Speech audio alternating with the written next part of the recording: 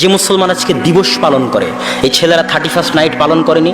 এখানে বহু ছেলে যুবক বসে আছে যারা 31st নাইট গতকাল রাত্রে পালন করেছে। না এরকম ছেলে অবশ্যই আছে, 100 বার আছে। আমি বলি এই সমস্ত ছেলেদেরকে উদাহরণ দেওয়ার পরে বলি, তারপরে আগের কথায় আবার ফিরে যাচ্ছি। একটা উদাহরণ মনোযোগ দিয়ে শোনেন। মনে করেন আপনারা পরীক্ষার হলে বসে আছেন, 3 ঘন্টার পরীক্ষা। প্রতি ঘন্টায় যে পরীক্ষার যে সুপার হলে তিনি এইভাবে টেবিলে বাড়ি দিচ্ছেন যে 1 ঘন্টা হলো, দেয় না, বেল বাজায় না? তো যখন 1 ঘন্টার বেল বাজালো তখন সব ছেলেপেলে ঘড়ির দিকে তাকিয়ে, প্রশ্নের দিকে তাকিয়ে আবার তাড়াহুড়া করে লেখা শুরু করতেছে। কপালের ঘাম ঘেমে যাচ্ছে যে সময় শেষ হয়ে আসতেছে, কখন লেখা শেষ করব। ওদের মধ্যে একটা ছেলে বেলের আওয়াজ শুনে আনন্দ করতেছে, উৎসব করতেছে, হাসাহাসি করতেছে। 2য় ঘন্টা যখন হলো তখন অন্য ছেলেদের চিন্তা আরো বেড়ে গেছে, আর ওই ছেলে আরো খুশি হচ্ছে। 3য় ঘন্টার আগে 15 মিনিটের লাস্ট অ্যালার্মিং যখন বেল বাজলো তখন বাকি সকল ছাত্রের অবস্থা ঘেমে, ক্লান্তে, চিন্তায় জুবুথুবু অবস্থা, আর এই ছেলেটা আনন্দে উল্লাসে ফেটে পড়তেছে। তো একে আপনি কি বলবেন? বোকা, গর্ধব, গাধা, গণ্ড, মূর্খ, জাহেল, কি বলবেন? তো এই ছেলে যেমন মূর্খ, গর্ধব, গাধা, আক্কেল নাই, জ্ঞান নাই, ঘেলু নাই, একে হচ্ছে তুলে ডাস্টবিনে ফেলে দিতে হবে। অচল, অকেজো হয়ে গেছে, জাতির বোঝা। মানুষ তার নিজের পরিবারের জন্য বোঝা হয়, মানুষ তার নিজের জন্য বোঝা হয়, মানুষ জাতির জন্য বোঝা হয়, মানুষ দেশের জন্য বোঝা হয় যখন মানুষ শাখসিয়া মুআসসিরা, প্রভাব বিস্তারকারী ব্যক্তিত্ব হতে না পারে। প্রভাব বিস্তারকারী ব্যক্তিত্ব বুঝেন? স্বামী স্ত্রী বিবাহ করেছে, বিবাহ করার পর দুইজনই প্রত্যেক দিন যদি 1 কোটি বার করে আই লাভ ইউ বলে স্বামী স্ত্রী পরস্পরকে, 1 কোটি বার করে, আর স্বামীর মধ্যেও যদি ব্যক্তিত্ব না থাকে আর স্ত্রীর মধ্যেও যদি ব্যক্তিত্ব না থাকে, ওই সংসার টিকবে না। ব্যক্তিত্ব মানে আপনার চলা ফিরা, আদর্শ, আপনার সংস্কৃতি, আপনার আদব কায়দা, জ্ঞান, গরিমা দেখে আপনার স্ত্রী আপনার কাছ থেকে শিখবে, আপনাকে সম্মান করবে। আর আপনার স্ত্রীর চলা ফিরা, আদর্শ, জ্ঞান, গরিমা, ব্যক্তিত্ব দেখে আপনি আপনার স্ত্রীকে সম্মান করবেন। এই প্রভাব বিস্তার করতে পারা, মানুষকে প্রভাবিত করতে পারা, এটা প্রত্যেক মুসলিমের বৈশিষ্ট্য। আপনি যদি প্রভাব বিস্তারকারী পিতা না হতে পারেন, ব্যক্তিত্ববান পিতা না হতে পারেন, তাহলে আপনার সন্তানদেরকে আপনি নিয়ন্ত্রণে রাখতে পারবেন না। আপনার সন্তান আপনার কথা শুনে না মানে আপনি ব্যক্তিত্বহীন পিতা, আপনাকে তুলে ডাস্টবিনে ফেলে দিতে হবে। আপনি জাতির জন্য বোঝা, পরিবারের জন্য বোঝা। আপনি ব্যক্তিত্ববান স্বামী নন মানে আপনি অকেজো বোঝা। আমি আমার নানাকে দেখেছি, আমার নানার দ্বারা আমি অনেক প্রভাবিত। তিনি একজন প্রভাব বিস্তারকারী ব্যক্তিত্ববান ব্যক্তি ছিলেন। এমন কোনো শুক্রবার দেখিনি যে শুক্রবারে আমার নানা সবার আগে মসজিদে যায়নি। এমন কোনো রমাজান দেখিনি যে রমাজানে তিনি ইতিকাফ করেননি। এমন কোনো সালাত দেখেনি যে সালাত তিনি মসজিদে সবার আগে গিয়ে আজান দিয়ে জামাতের সাথে আদায় করেননি। বহুদিন দেখেছি গরম ভাতে হাত দিয়ে তিনি কেঁদেছেন। তো আমি তার দ্বারা প্রভাবিত, মানে তিনি একজন ব্যক্তিত্ববান, আদর্শবান মুসলিম।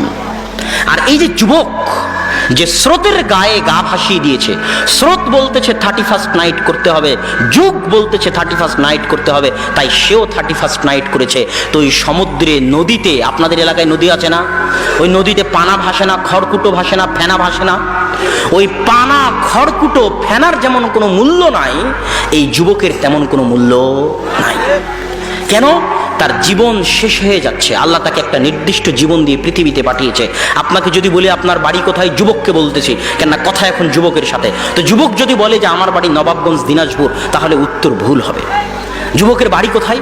যুবকের জন্ম যদি 1993 হয়ে থাকে আর মৃত্যু যদি 2060-70 হয়ে থাকে, তাহলে যুবকের বাড়ি হচ্ছে 1993 থেকে 2060 পর্যন্ত। এই সময়টুকুতে সে দিনাজপুরেও থাকতে পারে, লন্ডনেও থাকতে পারে, সমুদ্রেও থাকতে পারে, মরুভূমিতেও থাকতে পারে। কথা মনে হয় বুঝাতে পারিনি আমি। আপনার বাড়ি হচ্ছে মহাকাল। আল্লাহ যেদিন পৃথিবী সৃষ্টি করেছে সেই দিন থেকে পৃথিবী ধ্বংস হওয়ার মাঝামাঝি একটা সময় আল্লাহ আপনাকে হায়াত দিয়ে পৃথিবীতে পাঠিয়েছে। এই সময়টুকু হচ্ছে আপনার থাকার জায়গা। এই সময় যেই দিন শেষ হয়ে যাবে আপনিও সেই দিন শেষ হয়ে যাবেন। এই সময়টুকুর মধ্যে আপনি বগুড়াতেও থাকতে পারেন, লন্ডনেও থাকতে পারেন, দিনাজপুরেও থাকতে পারেন। কোনো স্থানের সাথে আপনার বাড়ির সম্পর্ক নয়, সময়ের সাথে আপনার বাড়ির সম্পর্ক, সময়ের সাথে আপনার থাকার সম্পর্ক। একটা করে বছর যাচ্ছে মানে ওই একটা করে সময় শেষ হচ্ছে। আপনি মৃত্যুর দিকে এগিয়ে যাচ্ছেন। পরীক্ষার হলে বসে থাকা যুবক যেমন পরীক্ষার সময় শেষ হওয়া দেখে আনন্দ করে, ওই যুবক যেমন বোকা, ওই যুবক যেমন গর্ধব, ওই যুবক যেমন গাধা, ঘেলুহীন, ডাস্টবিনে ফেলে দেওয়ার যোগ্য। যারা 31st নাইট পালন করে, এখানে যত যুবক উপস্থিত আছে তাদের সকলকে লক্ষ্য করে বলতেছি, তারা যদি 31st নাইট পালন করে থাকে তাহলে তারা ওই পরীক্ষার হলে বসে থাকা ছেলের চাইতেও বোকা, ওই পরীক্ষার হলে বসে থাকা ছেলের চাইতেও গাধা, গর্ধব, মূর্খ, ঘেলুহীন। এদের থাকার জায়গা ডাস্টবিন। এরা সমাজে আর থাকতে পাওয়ার মতো যোগ্যতা এদের মাঝে নাই। এই জন্যই আব্দুর রাজ্জাক বিন ইউসুফ বহু বক্তব্যে বলেছে যে যুবক, তোমাকে তোমার মাস্টারকে যে ডক্টরেট ডিগ্রি পাশ করেছে অক্সফোর্ড থেকে, তাকে যদি জাহেল মূর্খ প্রমাণ করতে না পারি তাহলে জাতির সামনে বক্তব্য দিব না। আর এই যে আমি জাহেল মূর্খ প্রমাণ করে দিলাম যে সে কেন জাহেল, যে 31st নাইট পালন করে সে কেন মূর্খ। সম্মানিত উপস্থিতি, অতএব যুবক সমাজ সহ সকলের উদ্দেশ্যে বলতে চাই যে আল্লাহ সুবহানাহু ওয়া তাআলা আমাদেরকে যেন তাওহীদের আলোচনার মধ্যে যে বিষয়টা আনতে চাচ্ছিলাম, যে তাওহীদ আমাদেরকে ব্যক্তিত্ববান করে, মজবুত করে। কেন? যে মুসলমান কবরে পূজা করে, যে মুসলমান 31st নাইটকে সম্মান করে, যে মুসলমান বিভিন্ন দিবসকে সম্মান করে, যে মুসলমান জিন শয়তানের ভয়ে তাবিজ কবজ ব্যবহার করে, ওই মুসলমান একদিন আমেরিকা ইসরায়েলেরও গোলামি করবে। যে আল্লাহর সামনে ছাড়া অন্য কারোর সামনে মাথা নত করে, সে একদিন বাতিল শক্তির সামনেও মাথা নত করবে। আর যারা এগুলোকে চায় না, 4 পয়সা দাম দেয় না, তাদেরকে যদি পারমাণবিক বম দিয়েও হত্যা করে দেন, তবুও তাদের আদর্শকে আপনি নষ্ট করতে পারবেন না। এটা হচ্ছে ইসলামের আদর্শিক বিজয়। এই জন্য ইব্রাহিম আলাইহিস সালাম একাই তাওহীদপন্থী, আর আল্লাহ ইব্রাহিম আলাইহিস সালামকে বলেছে তুমি মিল্লাত, তুমি একাই হওয়ার পরও তুমি একটা জাতির সমান। এটা হচ্ছে তাওহীদের গুরুত্ব। তাওহীদ যেই দিন মুসলমান বুঝে নিবে, সেই দিন মুসলমান, এক তাওহীদপন্থী মুসলমান সারা পৃথিবীর সব পারমাণবিক বোমের চেয়ে শক্তিশালী হয়ে যাবে। তাওহীদ যেই দিন মুসলমান বুঝে নিবে। অতএব দেশ জাতি সকলের প্রতি এই সংক্ষিপ্ত আলোচনার মধ্যে